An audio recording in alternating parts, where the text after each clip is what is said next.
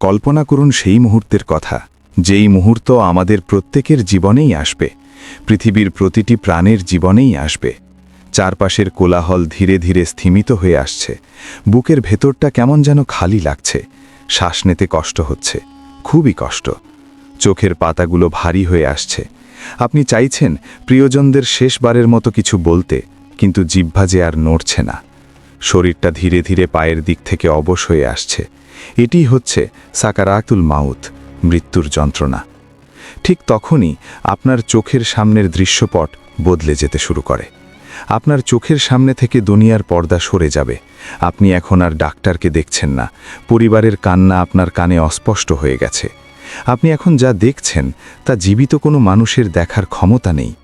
আপনি দেখতে পাচ্ছেন আসমান থেকে একে একে ফেরেশতারা নেমে আসছেন।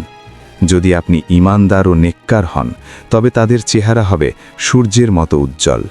তাদের হাতে থাকবে জান্নাতের রেশমি কাপড় ও সুগন্ধি। আর যদি আপনি পাপিষ্ঠ হন, তবে তাদের চেহারা হবে খুবই অস্বাভাবিক, কয়লার মতো কালো, খুবই ভয়ানক। এতটা ভয়ানক যেই ভয়ানক চেহারা আপনি আপনার জীবনে আর কখনোই দেখেননি। তাদের হাতে থাকবে জাহান্নামের দুর্গন্ধযুক্ত চট। তারা ঠিক আপনার দৃষ্টিসীমার শেষ প্রান্তে সারি বেঁধে দাঁড়াবে।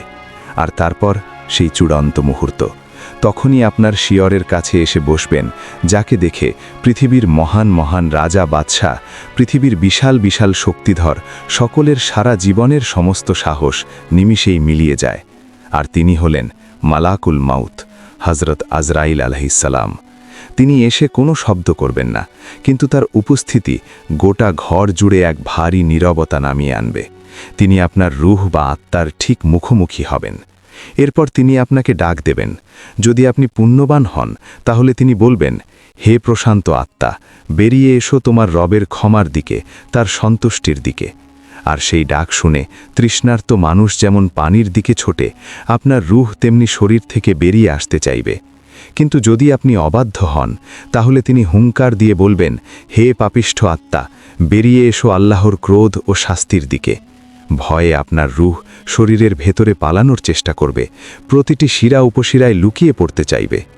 অতঃপর মালাকুল মাউত যখন আপনাকে স্পর্শ করবেন, তখন যদি আপনি মুমিন হয়ে থাকেন, তাহলে আপনার রূহ শরীর থেকে বেরিয়ে আসবে ঠিক ততটা সহজে, যতটা সহজে কলস থেকে একটি পানির ফোঁটা গড়িয়ে পড়ে।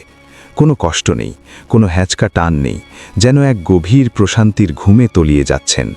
রূহ বের হওয়ার সাথে সাথেই ঘরের মধ্যে ছড়িয়ে পড়বে জান্নাতের মিস্ক আম্বরের সুঘ্রাণ। ফেরেশতারা চোখের পলক ফেলার আগেই সেই পবিত্র আত্মাকে জান্নাতের রেশমি কাপড়ে জড়িয়ে নেবেন। কিন্তু যদি আপনি পাপিষ্ঠ হন, তাহলে আপনার রূহকে টেনে হিঁচড়ে এমনভাবে বের করা হবে, যেভাবে ভেজা পশমের ভেতর থেকে কাঁটাযুক্ত লোহার শিক জোর করে টেনে বের করা হয়। এতে শরীরের শিরা উপশিরা ছিঁড়ে যাওয়ার মতো যন্ত্রণার সৃষ্টি হয়। আপনার রূহ শরীর ছাড়তে চাইবে না, কিন্তু ফেরেশতাদের কঠোর আঘাতে তাকে শরীর থেকে বের হতে বাধ্য করা হবে। বের হওয়ার পর তা থেকে লাশের পচা দুর্গন্ধের মতো দুর্গন্ধ ছড়াবে। অতঃপর সেই অপবিত্র রূহকে জাহান্নামের দুর্গন্ধযুক্ত কালো ও খসখসে কাপড়ে মুড়িয়ে ফেলা হবে। এখন আপনার রূহ আপনার দেহকে দেখছে। নিচে আপনার সন্তানেরা কাঁদছে, প্রিয়তমা স্ত্রী বা স্বামী বিলাপ করছেন, আপনার মা বাবা সকলেই যেন শোকে পাথর হয়ে গেছেন। আপনি চিৎকার করে বলতে চাইছেন, আমি তো মারা যাইনি, আমি তো সব দেখতে পাচ্ছি, তোমরা কাঁদছো কেন? কিন্তু আপনার সেই আওয়াজ দুনিয়ার কারো কানে পৌঁছাবে না। মানুষের জগৎ আর আপনার জগতের মাঝখানে এখন এক অদৃশ্য দেওয়াল তৈরি হয়ে গেছে। ফেরেশতাদের একটি দল আপনাকে নিয়ে আকাশের দিকে উড়াল দেবে। নেককার হলে আকাশের দরজাগুলো আপনার জন্য আনন্দের সাথে খুলে যাবে। ফেরেশতারা আপনার সবচেয়ে সুন্দর নাম ধরে পরিচয় দেবেন। কিন্তু বদকার হলে আকাশের দরজা বন্ধ থাকবে এবং ফেরেশতারা আপনার সবচেয়ে ঘৃণিত নামটি উল্লেখ করবেন। আল্লাহ তাআলা তখন নির্দেশ দেবেন আপনার আমলনামা ইল্লিয়িন অথবা সিজ্জিনে লিখে রাখতে এবং রূহকে দুনিয়ায় ফেরত পাঠাতে, কারণ মাটি থেকেই সৃষ্টি এবং মাটিতেই তাকে ফেরত পাঠানো হবে। মুহূর্তের মধ্যে রূহ আবার নিচে নেমে আসে এবং নিজের মৃতদেহের খুব কাছে অবস্থান করে। লক্ষ্য করুন, আপনাকে কাঠের একটি তক্তার উপর শোয়ানো হয়েছে। আপনার সারা জীবনের অর্জিত সম্মান, ক্ষমতা আর দাপট সব এখন ওই তক্তার উপর নিথর পড়ে আছে। আপন মানুষেরা আপনার জামা কাপড় খুলে নিচ্ছে। যেই শরীরটাতে একটু আঁচড় লাগলে আপনি অস্থির হয়ে যেতেন, আজ সেই শরীরটাকে অন্যরা উল্টে পাল্টে ধৌত করছে। গরম পানি না ঠান্ডা পানি তা বলার ক্ষমতাও আজ আপনার নেই। আপনার রূহ পাশে দাঁড়িয়ে সব দেখছে এবং গোসলদানকারীদের মিনতি করছে শরীরটা সাবধানে ধরার জন্য, কিন্তু কেউ সেই আর্তনাদ শুনতে পায় না। গোসল শেষে আপনাকে 3টি সাদা কাপড়ে মোড়ানো হয়েছে। দুনিয়ার সব রঙিন পোশাক আলমারিতেই পড়ে রইল, সাথে যাচ্ছে শুধু পকেটবিহীন এই সাদা কাফন। আত্মীয় স্বজন, বন্ধু বান্ধব সবাই মিলে আপনাকে কাঁধে তুলে নিল। শুরু হলো আপনার আসল বাড়ির পথে যাত্রা। নেককার ব্যক্তি আনন্দের আতিশর্যে বলতে থাকেন, আমাকে তাড়াতাড়ি নিয়ে চলো, আমার রবের ওয়াদা সত্য। তার কাছে কবর তখন ভয়ের জায়গা নয়, বরং অনন্ত সুখের বিশ্রামাগার। কিন্তু বদকার ব্যক্তি ভয়ে থরথর করে কাঁপতে থাকেন এবং চিৎকার করে বলেন, হায় কপাল, তোমরা আমাকে কোথায় নিয়ে যাচ্ছ? আমাকে ওই অন্ধকার গর্তে নিও না। তার এই ভয়াবহ চিৎকার মানুষ ও জিন ছাড়া পৃথিবীর সব পশু পাখি শুনতে পায়। অবশেষে আপনাকে নামিয়ে দেওয়া হচ্ছে মাটির সেই ছোট্ট কুঠুরিতে। যাদের আপনি সবচেয়ে বেশি ভালোবাসতেন, তারাই আজ নিজের হাতে আপনাকে এই অন্ধকার গর্তে শুইয়ে দিচ্ছে। আপনাকে ডান কাত করে শোয়ানো হলো, গায়ের বাঁধনগুলো খুলে দেওয়া হলো। এরপর মাথার উপর বাঁশ বা কাঠের তক্তা বসানো শুরু হলো। একটু একটু করে দুনিয়ার শেষ আলোটুকুও নিভে যাচ্ছে। শুরু হলো মাটি দেওয়া। আপনি শুনতে পাচ্ছেন মাটির ভারী শব্দ। বুকের উপর মাটির চাপ বাড়ছে। একসময় সব শব্দ থেমে গেল। আপনার চারিদিকে শুধুই অন্ধকার, পিন পতন, নীরবতা। রসুলুল্লাহ সাল্লাল্লাহু আলাইহি ওয়াসাল্লাম বলেছেন, মৃত ব্যক্তি তখন তার স্বজনদের চলে যাওয়ার পায়ের জুতার শব্দও শুনতে পায়। আপনি শুনতে পাচ্ছেন আপনার বাবা, ভাই, বন্ধুরা আপনাকে একা ফেলে চলে যাচ্ছে। যেই দুনিয়ার জন্য আপনি সারাটা জীবনে এত কিছু করেছেন, সেই দুনিয়া আজ আপনাকে মাটির নিচে রেখে উপরে হেঁটে চলে যাচ্ছে। ঠিক তখনই ঘটবে এক অনিবার্য ঘটনা। কবর আপনাকে 2 পাশ থেকে একটা চাপ দেবে। মুমিন হলে মা সন্তানকে যেমন বুকে জড়িয়ে ধরে, কবর ঠিক তেমনই মায়া নিয়ে জড়িয়ে ধরবে।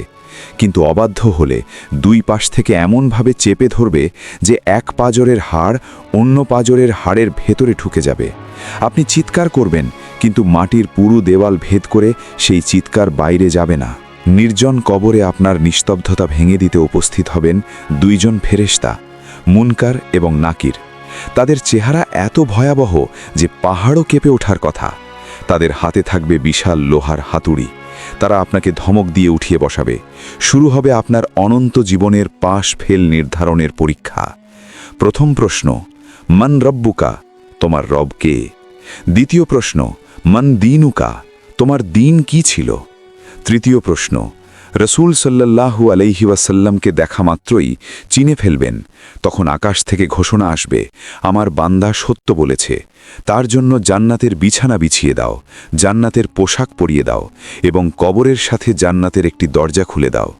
মুহূর্তের মধ্যে অন্ধকার কবরটি জান্নাতের টুকরো হয়ে যাবে। জান্নাতের সুঘ্রাণ ও আলোয় ভরে যাবে কবর। দৃষ্টিসীমা যতদূর যায়, কবর ততদূর প্রশস্ত হয়ে যাবে। কিন্তু যিনি দুনিয়ায় আল্লাহকে ভুলেছিলেন, তিনি তোতলাতে শুরু করবেন। ভয়ে তার জিহ্বা আটকে যাবে। সে বলবে, হায় হায়, আমি তো জানি না, মানুষকে যা বলতে শুনতাম আমিও তাই বলতাম। তার মুখ দিয়ে কোনো শব্দ বের হবে না, কারণ এখানে জবান কথা বলে না, কথা বলে সারা জীবনের আমল। তখন আকাশ থেকে বজ্রকণ্ঠে ঘোষণা আসবে, সে মিথ্যা বলেছে, তার নিচে আগুনের বিছানা পেতে দাও এবং জাহান্নামের দিকে একটি দরজা খুলে দাও। সাথে সাথে জাহান্নামের টকবগে গরম বাতাস, বিষাক্ত ধোঁয়া ও সাপ বিচ্ছু কবরে ঢুকতে শুরু করবে। কবরটি এতটাই সংকুচিত হয়ে যাবে যে তার পাঁজরের হাড়গুলো চূর্ণ বিচূর্ণ হয়ে যাবে। তখন কবরে প্রবেশ করবেন এক ব্যক্তি। মুমিন ব্যক্তির কাছে আসা ব্যক্তিটি হবে সুদর্শন, সুগন্ধিযুক্ত। তিনি বলবেন, আমি তোমার নেক আমল, আমি তোমার নামাজ, রোজা, দান, সদকা, দুনিয়ায় আমিই তোমার সাথে ছিলাম, আজ এই ঘোর বিপদেও আমি তোমাকে একা ছাড়ব না। অন্যদিকে পাপীর কবরে আসবে এক কুৎসিত, ভয়ঙ্কর দর্শন ও দুর্গন্ধযুক্ত ব্যক্তি। সে কদাকার হাসি দিয়ে বলবে, আমি তোমার বদ আমল, আমি তোমার সেই সুদ, ঘুষ, ব্যভিচার, গীবত আর নামাজ তরক করার গুনাহ। দুনিয়ায় তুমি আমাকে বুকে জড়িয়ে রেখেছিলে, আজও আমিও তোমাকে ছাড়ব না। অতপর শুরু হলো এক দীর্ঘ অপেক্ষার প্রহর, আলামে বারজাখ। মুমিনের রূহ সবুজ পাখির আকৃতিতে জান্নাতের গাছে গাছে ঘুরে বেড়ায়, আর পাপীদের রূহ সিজ্জিনে বন্দী অবস্থায় শাস্তি ভোগ করে।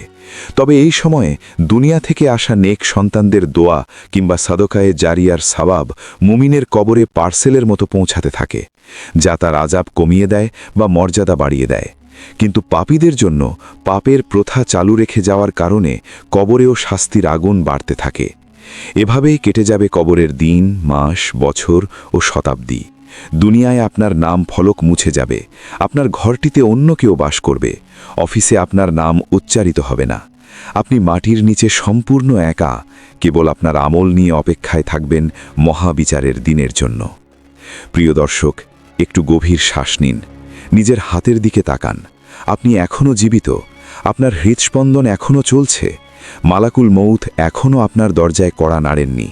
কবরে শুয়ে থাকা কোটি কোটি মানুষ আজ সারা পৃথিবীর বিনিময়েও আল্লাহর কাছে মাত্র 1 মিনিট সময় ভিক্ষা চাইলে ওটা পাবে না। তারা একটিবার সুবহানাল্লাহ বলার সুযোগও আর পাবে না। কিন্তু আল্লাহ আপনাকে এখনও সেই সুযোগটি দিয়েছেন।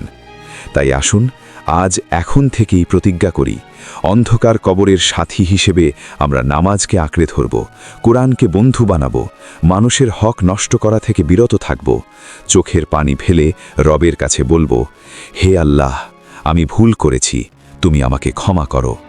আমিন ইয়া রাব্বাল আলামিন। এরকম ইসলামিক ভিডিও আরও পেতে চ্যানেলটিকে এখনই সাবস্ক্রাইব করুন।